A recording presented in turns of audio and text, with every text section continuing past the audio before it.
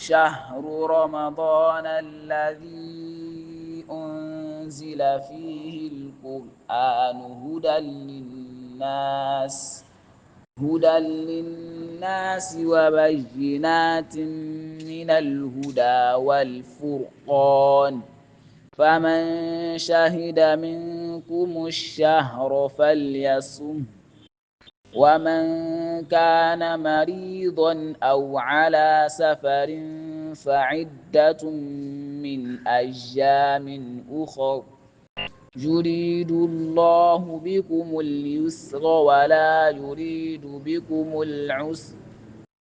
ولتكملوا العدة ولتكبروا الله على ما هداكم ولعلكم تشكرون. الحمد لله نحمده ونستعينه ونستغفره ونعوذ بالله من شرور أنفسنا ومن سيئات أعمالنا من يهده الله فلا مضل له ومن يضلل فلا هادي له أشهد أن لا إله إلا الله وحده لا شريك له وأشهد أن محمدا عبده ورسوله وبعد. نعم ní òní tó jẹ́ ọjọ́ kọkàndínlọ́gbọ̀n Sha'ban ọdún 1447 tí àwọn ń bẹ yìí abẹ́rẹ́ dẹ́dà kó jẹ́ ká pàdé Ramadan pẹ̀lú ayọ̀ àti ìdùnnú. Ó ṣeéṣe kó jẹ́ pé ní òru òní àbí ní Maghrib òní ká sọ pé wọ́n ti rí oṣù, tó bá ti rí a máa bẹ̀rẹ̀ àwẹ̀ lọ́la. Ọ̀la 18th February a máa bẹ̀rẹ̀ rẹ̀ wà ìlà àwọn òǹkà rẹ̀ òǹkà Sha'ban tí ó pé ọgbà. So kúrò dẹ́dà kí gbogbo tá a bá ṣe gbogbo àlẹ́sìn lọ́wọ́ wa. A fẹ́ bẹ̀rẹ̀ lórí as-sahur, sààrì jíjẹ.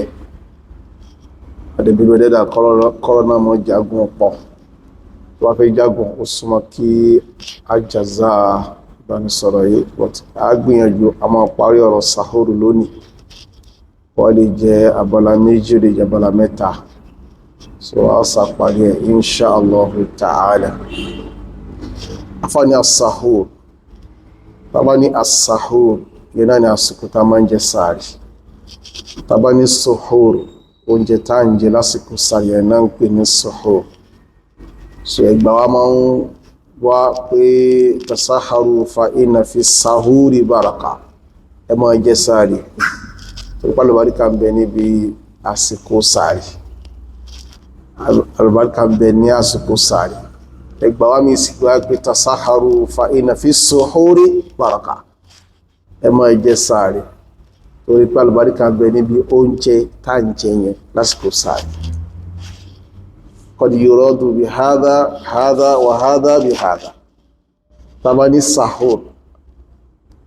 a lè gbàlérò pẹ̀lú ẹ̀ sahur. Tàbá dẹ̀ ní suhur ó ti kó sahur náà ti kó sínú. So kò sí ìmọ̀ lè kòkó lábalábẹ́ ẹgbẹ́ suhur ní sahur ní tàbá pè ń bẹ̀ dédé náà ni. So as-sahur sààrì jíjẹ hikmatuhu, hikma wo ló ń bẹ níbẹ̀? Kí ni Islam fẹ́ kọ́ wa níbi sààrì jíjẹ? Pàápàá jùlọ ní tó ní ṣe pẹ̀lú àwẹ̀ gbígbà, yàní àwẹ̀ Ramadan. Àwọn afáàní faradallahu alayna as-siyama kama katabahu ala alladhina min qablina min ahli kitab. Olúwa wá ṣe àwẹ̀ gbígbà, ó ṣe lọ́ranyàn fáwọn mùsùlùmí gẹ́gẹ́ bó ṣe sí lọ́ranyàn fáwọn ahlul kitab tó ṣáájú wa. Olúwa wá ní yá ayyuhal ladhina amanu kutiba alaykumus siyamu kama kutiba ala alladhina min qablikum la'allakum tattaqun. Olúwa ní ẹ̀yin olùgbàgbọ́ òdodo, aṣàwẹ̀ gbígbà lọ́ranyàn fún yín gẹ́gẹ́ bó ṣe sí lọ́ranyàn lórí àwọn tí wọ́n ṣáájú yín kẹ́ bá lè jẹ́ ẹni ìpáyà Ọlọ́run. Wọ́n ní fakana al-waqtu wal hukmu ala wifqi ma kutiba ala ahli kitab. Tó bá rí bẹ́ẹ̀ a jẹ́ pé àsìkò àti ìdájọ́ tí ó rọ̀ mọ́ àwẹ̀ gbígbà yẹn ó lọ pẹ̀lú bọ́lọ̀ ṣe ṣe lọ́ranyàn fún àwọn ahlul kitab alla ya'kulu wala yashrab wala yankahu ba'da an-nawm lọ́dọ̀ tí wọn àwọn ò ní jẹ wọn ò ní mu wọn ò ní súnmọ́yàwó wọn ba'da an-nawm tí wọ́n bá ti sùn idha nama ahaduhum ìtàn sọ ní pé tẹ́nìkan ní wọ́n bá lọ sùn pẹ́rẹ́ lam yat'am kò ní jẹun lálẹ́ yẹn hatta laylata qabla tó fi dúró ọjọ́ kejì ọ̀nà kataba dhalika ala lil muslimin ìtọ́lọ̀ náà kọ́kọ́ ṣe lọ́rọ̀ yẹn fáwọn mùsùlùmí nìyẹn gẹ́gẹ́ bá sì sàlàyé kama bayyana ànífà àti sàlàyé nínú àwọn ìjókòó bí méjì mẹ́ta mẹ́rin tó lọ ànífà lámà ní òsìkọ̀ ṣùgbọ́n wá jalla subhana ó pa ìdájọ́ àárín yẹn ó parẹ́ amara rasulullahi sallallahu alayhi wa sallam bis sahur tafriqan bayna sawmina wa sawmi al-kitab ó wá sọ fún anábìrẹ̀ Muhammad sallallahu alaihi wasallam ó pàṣẹ ìmọ̀ jẹ sààrì fáwa mùsùlùmí kó má jẹ́ òpinya láàrin ààwẹ̀ tàwa mùsùlùmí àtàwẹ̀ àwọn Christians àtàwọn Jews tó tàbá ní ahlul kitab àwọn Christians àtàwọn Jews ní àgbà níròyìn lágbà láwọn sọ̀rọ̀ wọn an Amr ibn al-As ìgbàwáyé wá látọ̀dọ̀ Amr ibn al-As radiyallahu ta'ala anhu anna Rasulullahi sallallahu alaihi wasallam qala olójíṣẹ́ Allah sọ pé faslu ma bayna siyamina wa siyami ahli kitab aklatu sahar Ànábì sallallahu alaihi wasallam sọ pé ìyàtọ̀ tó wà láàrin àwẹ̀ tàwa àwa mùsùlùmí àti àwọn àwẹ̀ Christians àtàwọn Yahudi aklatu as-sahar wọ́n ní pé a máa ń jẹun lásìkò sààrì aklatu sahar ìjẹun lásìkò sààrì torí pé asaharu òun náà ni àsìkò sààrì ìjẹun lásìkò sààrì ó ní yàtọ̀ tó wà láàrin wa àti àwẹ̀ wa àti àwẹ̀ àwọn ahlul kitab fadailuhu ọlá tó ń bẹ fún sààrì jíjẹ ó ní asahuru baraka alùbáríkà ní sààrì jíjẹ ìgbàwà látọ̀dọ̀ Salman radiyallahu ta'ala anhu qala Rasulullahi sallallahu alaihi wasallam Salman sọ pé Ànábì sallallahu alaihi wasallam sọ yí pé albarakatu fi thalatha alùbáríkà inú nǹkan mẹ́ta ló wà aljama'atu káwà papọ̀ kámọ̀ pín yẹlẹyẹlẹ káwà papọ̀ lórí kí l'Ọlọ́run sọ pé alábìrẹ̀ ṣe àtàwọn ẹni rí tó lọ aljama'a wasarid ká dáwọ́jọ́ àbí ká sọ pé kámọ̀ jẹ farid kámọ̀ jẹ ẹ̀rọ oúnjẹ lábákàtà àmọ́ sí afarid ní bí ìyẹ̀fun tá a ṣe ọṣẹ ìyẹ̀fun àwa kó ẹ̀bínú àti ẹran àwa kó sínú ẹ̀ yẹn pé farid àwọn lárúbá gbọ́lá fún pọ̀ ìdí ni ẹ̀tánàbí náà fi sọ pé fadlu farid ọdún fadlu Aishata ala sa'iri nisa ka fadlu farid ala sa'iri ta'am anigba Muhammad sallallahu alaihi wasallam pé wọ́lá tó ń bẹ fún yàwó Aisha radiyallahu ta'ala anha lórí àwọn obìnrin tó kù ó dájú ọlá tó ń bẹ fún farid oúnjẹ farid tààrù yẹn lórí àwọn ìran oúnjẹ tó kù ní nǹkan ẹlẹ́ẹ̀kẹta tálùbáríkà bẹ́ẹ̀bẹ̀ òun náà ni as-sahur ìmọ̀ ẹjẹ sààrì àdísẹ́ ilé wọn ni Tabarani ló gbà wá Abu Nu'aym náà mú wá ní dhikru akhbari Asbahan látọ̀dọ̀ Salman al-Farisi ọ̀rọ̀pọ̀ lórí ẹ̀rọ lọ́tún lọ sósì fún ṣáhìdú àdísà Abu Hurairah radiyallahu ta'ala anhu tí al-Khatib al-Baghdadi tàbí nínú mawadahu wọn wọ́n ni sanadu hasan tó tàbá jẹ gbogbo ṣàwáhìdì yẹn papọ̀ àdísì Salman al-Farisi yẹn tó sọ yí pé al-barakatu fi thalatha al-barika bẹnu kan mẹ́ta al-jama'atu wa-tharidu wa-sahur àdísì yẹn hasan ni kí n tó lọ àdísì alákọ̀ọ́kọ́ ta kàláàrọ̀ tó ní faslu ma bayna siyamina wa siyami ahlil kitabi aklatu sahar àdísì yẹn Imam Muslim wọn ló gbà wá lọ́dẹ́dà kí ó bá yọ́nú sí gbà wọn fádà dátà dárúkọ yìí lẹ́yìn ilé àdísì ní wá látọ̀dọ̀ Abu Hurairah radiyallahu ta'ala anhu qala Rasulullahi sallallahu alaihi wa alihi wasallam ila nabi sallallahu alaihi wasallam sọ wípé inna Allaha ja'ala al-barakata fi sahuri wal kayl ní dájúdájú olú ẹ̀dẹ́dà fi alùbáríkà síbi ká máa jẹ sàárì àti kéèlì ká sì máa wọn ọjà ká máa wọn ọjà pẹ̀lú kílógíràm nígbà tá a bá fẹ́ ta ọjà ẹ jẹ́ ká máa wọn ọjà fúnra wa tá a bá fẹ́ ta ká máa fojú dá àdìsí eléyìí náà wọ́n ní Ash-Shirazi ló gbà ọ́nà al-Alqab ibùsọ̀nù al-Jami' as-Saghir al-Imam al-Khatib al-Baghdadi Muhammad Muwadah àtọ̀dọ̀ Abu Hurairah pẹ̀lú sinadi ta sọ lẹ́ẹ̀kan tá a bá kà á papọ̀ tá a bá jẹ papọ̀ àdìsí ọ̀nà hasan bi-shawahid wallahu musta'an. àdìsí tó tẹ̀lé an Abdullah ibn al-Haris ar-rajul min ashabi nabi sallallahu alayhi wa sallam àtọ̀dọ̀ Abdullah ibn al-Haris àtọ̀dọ̀ ọkùnrin kan náà wọn sábẹ́ ànábì àìmọ̀ tó jẹ́ náà sábẹ́ ànábì aṣọ fún wa ní o sí láìfi bẹ̀ gbogbo àwọn sábẹ́ ẹni dédé ni wọ́n qala ó ní dakhaltu ala nabi sallallahu alayhi wa sallam ni mo wọlé sọ́dọ̀ ànábì sallallahu alayhi wa sallam wa huwa yatasahharu ànábì ń jẹ sàárì ń jẹ́ náà faqala ànábì ní innaha barakatun alùbáríkà ni ló ń jẹ tí mo ń jẹ a'taakumullahu iyyaha alùbáríkà tọ́lọ̀ fún ẹ̀yin mùsùlùmí pé kẹ́ máa jàǹfààní ẹ̀ wọ́n ni fàlá tàdàúhù ẹmọ́ yìí inú ẹmọ́ jùlẹ̀ o ẹmọ́ fi sàárì jíjẹ ẹmọ́ fi ilẹ̀ inú àṣà mùsùlùmí ní Ramadan ni pé tó bá ti di bí aago 4 sísàlẹ̀ díẹ̀ báyìí gbogbo ilé mùsùlùmí ó jí a máa jẹun wìtìwìtì nínú àṣà wà ní alùbáríkà ni ẹmọ́ jà fi ilẹ̀ ìgbà wáyẹn Imam Nasa'i ló gbà wá tí Imam Ahmad wa sanaduhu sahih isnadu tiẹ̀ náà sahih afáàní wa kaunu sahuri baraka zahir wọ́n ní jíjẹ tí ìmọ̀ ẹjẹ sàárì jálùbáríkà ní tó máa hàn ní lẹ́yìn ìtìbáwò lè sunna tó dé pé ìtẹ̀lé sunna nábì ni wa yuqawwi ala siyam tábà jẹ sàárì máa ń kún wa lọ́wọ́ níbi àwẹ̀ tá a fẹ́ gbà yẹn àyùn ṣe tó rọ́gọ́bàtà fil ziyadi minhu li khifati shaqqati ala as-sa'id yóò sì mọ ṣàlékún rọ́gọ́bà ìmọ̀ tálápá ń tètè pé àtúgbà sí torí pé sàrìtà jẹ́ yẹn yóò jẹ́ káwẹ̀ tá a fẹ́ gbà yẹn kó rọrùn fún wa wa fihi mukhalifatu li ahli kitab bákan náà sì ni pé ibi sàrì jíjẹ ó ń bẹ níbẹ̀ máa tako àwọn ahli kitab wa sunna àwọn ahli kitab àwọn Christians àtàwọn Yahudi fa'innahum la yatasahharun torí pé àwọn ò kí jẹ sàárì ní tiwọn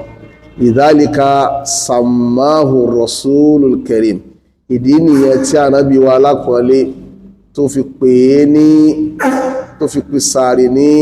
al-ghada'ul mubarak ó pè ní oúnjẹ alálùbáríkà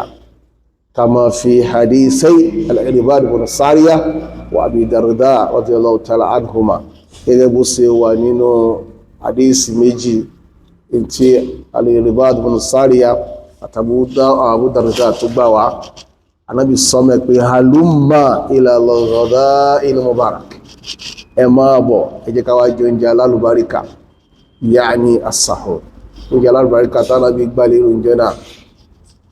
òun náà ní kíni òun náà ní sàárì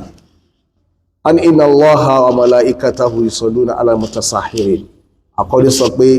dájúdájú Olúwa wa Allah àtàwọn màláíkà rẹ̀ wọ́n máa tọrọ àsàlátù fáwọn tó bá ń jẹ sàárì wọ́n ní wala'alla min a'zami barakati sahur ó sì sọ pé nínú àlùbáríkà tó dájú tó bẹ fún sahur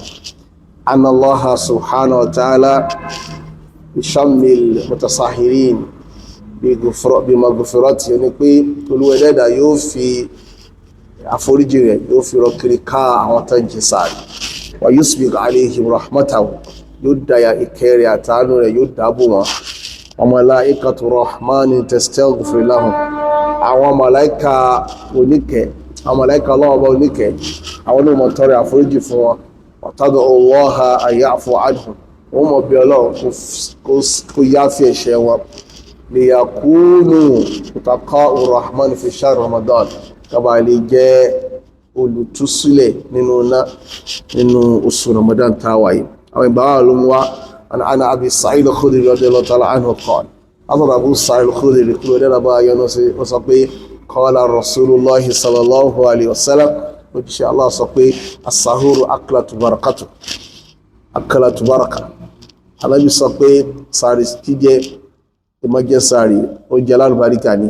fala tada'uhu ẹmọ́ yìnú walau an yajra ahadukum jar'atan min ma kódà kò sókè nìkan lóyún yóò kàn mú gẹ omi kan lásán ẹmọ́ fi ilẹ̀ bó ṣe gẹ omi nìkan ló lè mú àwọn kan bẹ òun ilé ìjẹun nídàjí ilé ọba máa tó ẹ̀ ṣe dáadáa òun ilé ìjẹun bó ṣe gẹ omi kan ní kó mú bó ṣe jíùsì ló mú sáàmù wọn ni fa inna Allaha wa malaikatahu yusalluna ala al-mutasahhirin wọ́n tó rúgbó lúwa Allah àtàwọn màláìkà rẹ̀ wọ́n tọrọ àsàlátù wọ́n sàsàlátù fáwọn tí wọ́n ń jẹ sàárì ìtumọ̀ wọ́n tọrọ àsàlátù fún wọn sàsàlátù fáwọn tó ń jẹ sàárì ìtumọ̀ ẹ̀ láti ka sókè yẹn ìtumọ̀ ẹni pé lówó ẹ̀dẹ́dà yóò máa dàkẹ́bù wọn lówó ẹ̀dẹ́dà yóò máa ṣàánú wọn lówó ẹ̀dẹ́dà yóò máa gbóríyìn fún wọn àwọn màláìkà ó sì máa tọrọ àforíjì ẹ̀ṣẹ̀ wọ́n máa tọrọ rẹ̀ fáwọn tó ń jẹ sàárì àdísì yẹn àdísì tí òun náà fẹsẹ̀ rìn lẹ́ni wọ́n ní fayambagi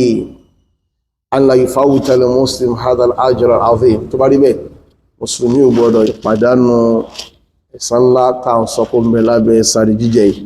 ní rabbin rahim ẹ̀san tó wá látọ̀dọ̀ Ọlọ́run ọba oníkẹ́ wọ́n ní afdalu suhur al-mu'min tam ẹ lọ mọ̀ pé sàárì tó sì dájú tí mùmínì lè jẹ òun náà ni at-tamr òun náà ni dẹ̀bínú qala sallallahu alayhi wa sallam anabi sallallahu alayhi wa sallam sọ pé ní ma suhur al-mu'min at-tamr tí ma ń dàlá sàárì mùmínì ó tí ṣe kíni tí ṣe dẹ̀bínú wà lè jẹ dẹ̀bínú bí méjì mẹ́ta mẹ́rin ká mú mi sí dẹ̀bínú yẹn ìsọ́lá lùbáríkà ni ẹ jẹ dẹ̀bínú méjì mẹ́ta mẹ́ta mú mi sí ara yóò sì sí dáadáa so lọ́dọ̀ táwa dẹ̀bínú lè mọ́ jẹ oúnjẹ ṣùgbọ́n lọ́dọ̀ àwọn alárúbáwá ó jẹ dẹ̀bínú ilé tó bá ti ní dẹ̀bínú lọ́dọ̀ alárúbáwá ilé alálùbáríkà ni so lọ́dọ̀ táwa àwa lè mọ́ kàṣọ oúnjẹ ṣùgbọ́n ní àṣà Islam ní gbọ́n fẹ́ káwa náà kàṣọ oúnjẹ tó gbó oúnjẹ èso alálùbáríkà ni dẹ̀bínú táwa kàtẹ́ wà lè jẹ dẹ̀bínú nìkan tẹ́ bá jẹ àmàlà yín tán ẹ bá jẹ ìrẹsì yín tán tẹ́ bá jẹ bá yín tán ẹ fi dẹ̀bínú kẹ́ fi lé aláṣẹ jẹ dẹ̀bínú nìkan kálás yẹn náà lọ bẹ́ẹ̀ tó ní ma sahur al-mu'min at-tamr Ànábì sallallahu alayhi wa sallam sọ pé mandala sàárì mùmínì ó ti ṣe dẹ̀bínú Abu Dawud ló gbà wá Ibn Hibban al-Bayhaqi min turki Muhammad ibn Musa ibn Sa'd al-Maqburi an Abu Hurairah àdìsẹ́ padà sọ́dọ̀ Abu Hurairah wa sanaduhu sahih isnad ẹ̀dẹ̀ sí kí ni ó isnad rẹ̀ dáa ani fabalam yajid ẹni tí ó bá rí sàárì tí ó jẹ falyoris ayatasahar kó sá sojú kò gbọ́ oúnjẹ sàárì wàlá àyà jẹ́rà àtàmìmá kúrò àwọn olùgbé kan mú gẹ̀rọ mi kan lima rúkì tó bá sì sọ síwájú wàlìkọ́lìhì sallallahu alayhi wa sallam àti láàrọ̀ ọ̀rọ̀ anábì tó sọ pé tasaharu ẹ má jẹ sàárì wàlá òbí jẹ́rà àtìmá kúrò àwọn sì gẹ̀rọ mi kan takhiruhu ọlá tó ń bẹ fún ìmọ̀ lọ sàárì jíjẹ ìmọ̀ lọ sẹ́yìn dáadáa wọ́n ní wa yustahabu takhiru sahur afẹ́ kájẹ́ kí sàárì wá pẹ́ dáadáa ká tó jẹ́ tán ila qabil fajr kó kú díẹ̀ báyìí kí alfajari fẹ́ wọlé ní ká tó jẹ́ tán yánà nàbí sallallahu alaihi wasallam Zayd bin Thabit radiyallahu anhu tasahara torípa nàbí àti Zayd ọmọ Thabit wọ́n jẹ sàárì ń jọ kan falama faragha bàtàmà jẹ sàárì yẹn tán ní sahurihima qama nabi sallallahu alaihi wasallam ila salat fa salla alábìdì lọ kírun akana bayna faragihima min sahurihima wa dukhulihima fi salat àsìkò tó wà bẹ láàrin sàárì tó jẹyẹ àti ìwọ̀ ohun tó wọ̀run ohun tó lọ kí kaqadri ma yaqra'u rajul 50 ayatan min kitabillah bí ìgbà tẹ́nìkan ó fi lè ka àádọ́ta àyà Kùránì ni so ní space tó ń bẹ láàrin méjèèjì tó túmọ̀ pé àsìkò ní òjìnà síra wọn rárá wọ́n ní faqad rawa Anas wọ́n ní Anas ọmọ Malik gbà wá látọ̀rọ̀ Zayd ọmọ Thabit radiyallahu ta'ala anhuma annahu qala Zayd ibn Thabit sọ pé tasaharna ma'a nabi ajẹ́ sàárì pẹ̀lú ànábì sallallahu alayhi wa sallam thumma qama ila salat alábi wá dìde láti lọ kírun qultu kam bayna al-adhan was-sahur wọ́n ní kí ni ọdún wọn tó ń bẹ láàrin adhan àti sahuri tẹ́ẹ̀jẹ́ qala qadru 50 àyà ó ní déédé 50 aya hadith ilé hadith tó gbajúmọ̀ dáadáa ní Bukhari àti Muslim àwọn ni wọ́n gbà á wá wọ́n ni wà náà ya Abdallah wọ́n ni lọ́mọ ìwọ́dú Allah abshadaka Allah kúlọ́bà fiọ́mọ́nà anáwó yajuzu laka al-aklu wash-shurbu wal-jima' ma zirta shakan fi tulu'i al-fajri wa lam tatabayyan pé ó lẹ́tọ̀ fún kó máa jẹ kó máa mú lọ kò sì máa báyàwó rẹ̀ lò lódùwà tó ń ṣiyèméjì pé ṣé àlìfájà yìí ti yọ sí ò ti yọ gbogbo ìgbà tá a bá ṣiyèméjì pé só ti yọ sí ò ti yọ ẹ máa jẹun lọ́wọ́ àyè ajẹ́ pé kò tí ì clear nìyẹn akulu washrabu hatta yatabayyana lakumul khaytul abyadu minal khaytil aswadi lóluwà wá sọ ó gbọ́dọ̀ tabayyana ó gbọ́dọ̀ clear sọba tí ń doubt yẹn kò tí ì yọ nìyẹn فقد بين الله جل جلاله ورسوله صلى الله عليه وسلم حد التبين Olúwa Ànábì Muhammad sallallahu alaihi wasallam wọ́n ti ṣàlàyé fún wa gbèdéke àtàbáyùn nìyẹn ìhàndé yẹn fatabayyan tó bá rí bẹ́ẹ̀ èyí náà jẹ sàárì yín ẹ máa jẹ lọ títí yóò fi hàn sí pé alfajari ti yọ walanahu jalla sha'nuhu afa an khata wa nisyan ara díẹ̀ ni pé Olúwa wa jalla subhana ó ṣàmójúkúrò fún àṣìṣe àti tàbá gbàgbé ṣe wa abaha al-akla wa shurba wal jima' hatta tabayyuni ó wá ṣe lẹ́tọ̀ pé ẹ máa jẹ ẹ máa mu ẹ máa báyàwó yín lò títí alfajari ó fi hàn sí yín wa shaq lam yatabayyan ẹ tó wá sí méjì pé só ti yọ sí ò tí yọ kò tí clear sí nìyẹn kò tí clear sí o yana tabayyuna yaqinun torí pé kó hàn yẹn kálfàjárì hàn yẹn ó ní yakin ó nà mọ̀ dájú láàmìrì yàtà fihì tí ò ní ní kọ́hàn nínú fatabayyanu so ẹ máa jẹ́ kálfàjárì yọ dáadáa kẹtó síwọ́ sàárì jíjẹ hukmuhu kí ni ìdájọ́ sàárì jíjẹ wọ́n ni lidhalika amara rasulullahi sallallahu alaihi wasallam amara mu'akkadan ìdí ẹ̀dá bá bí fi pàṣẹ rẹ̀ ní àpìpàṣẹ tó tẹ̀pẹ̀lẹ̀mọ́ pé mọ̀nà àrọ́dà sọ́ọ̀ yàyẹ̀ tàṣáhà pẹ̀lú wá fẹ́ gbáwẹ̀ kó sì gíní kó jẹ sáàrì faqala ní mọ̀nà àrọ́dà yà súnmọ̀ fàlẹ̀ tàṣáhà bí ṣe Ànábì sallallahu alaihi wasallam sọ pé ẹni tó bá fẹ́ gbáwẹ̀ kó fi nǹkankan kó fi jẹ sáàrì ó ní fàlẹ̀ tàṣáhà bí ṣe wàkọ́ọ̀lá ó tó wá ní tasaharu ẹmọ́ ìjẹ́sàárì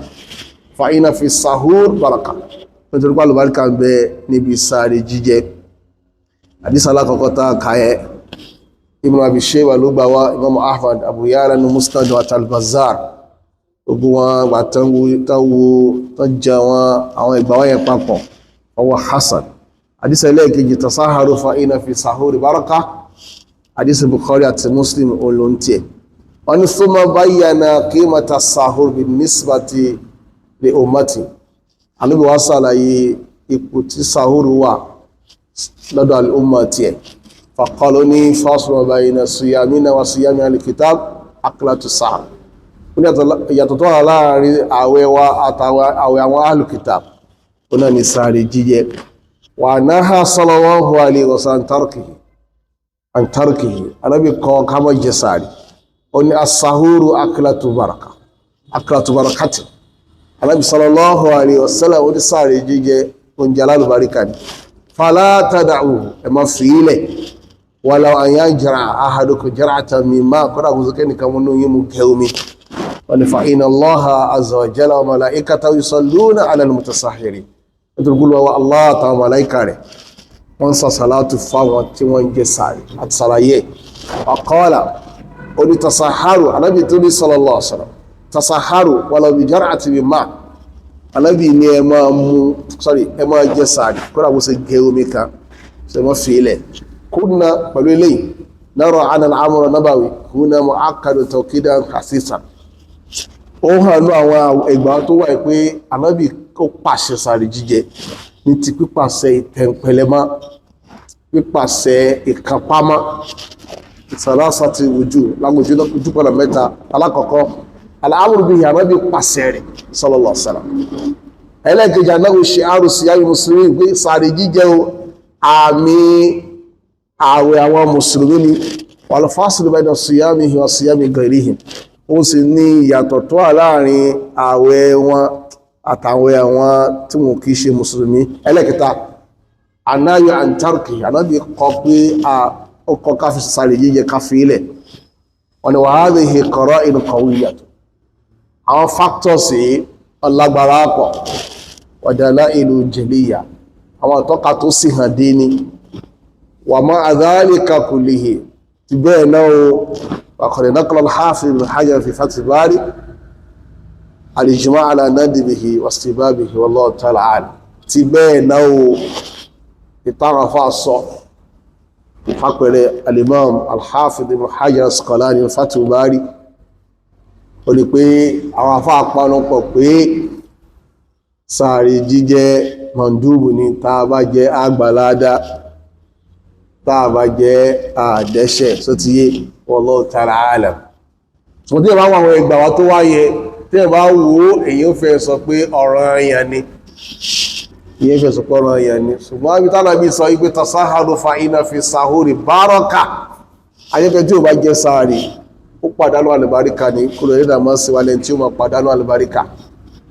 so kúrò nígbà mọ́ sí wá bẹ̀ so wallahu ta'ala alam ìmọ̀ jẹ́ sàárì orí pọ̀ níbẹ̀ so ẹmọ́ ìjà máa fi sílẹ̀ kúrò nígbà kí ó gbàgbọ́n tá a bá ṣe lẹ́sìn ó gbà lọ́wọ́ wa so yẹn náà ní parí ọ̀rọ̀ sàárì jíjẹ tó bá di ìjókòó ó ṣe é ṣe kó jẹ́ pé lọ́la láti bọ́ sínú Ramadan inshallah ta'ala ó ṣe é ṣe so àtùmọ̀ bá ìdánilẹ́kọ̀ọ́ yẹ àtùmọ̀ bá tó bá wọn ọ̀rọ̀ tó kù ó ní í ṣe pẹ̀lú èyí tó ń gbààwẹ̀ wọn ni mà yajibu ala sahimi tarukuhu kí làwọn nǹkan tó jọ́ràn yẹn fún gbààwẹ̀ láti yínú wa sallallahu ala nabiyyina Muhammadin wa alihi wa sahbihi ajma'in. Wassalamu alaikum wa rahmatullahi wa barakatuh.